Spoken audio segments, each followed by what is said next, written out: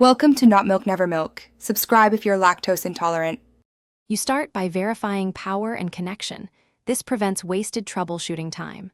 Once done, open Device Manager or run lsusp to see the device entry and any code.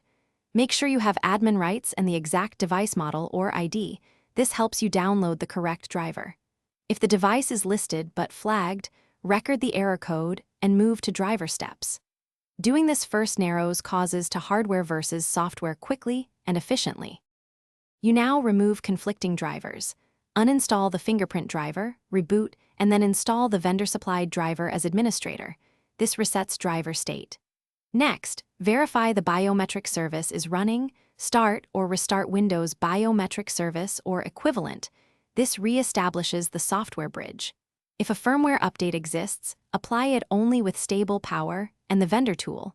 Firmware fixes hardware-level recognition problems, but a bad update can make the device unusable, so follow steps. You finish by wiping old templates and re-enrolling fingerprints. A fresh template often resolves mismatches caused by corrupted data. Once done, test several fingers and note success rate to confirm stability. Then, inspect system logs, event viewer or vendor logs for persistent error codes and timestamps. These guide support if needed. If issues persist, swap USB ports or another host to rule out host hardware, and when all else fails, contact vendor support with collected logs and steps taken. Thanks for watching. If this was helpful, leave a like and consider subscribing. See you next time.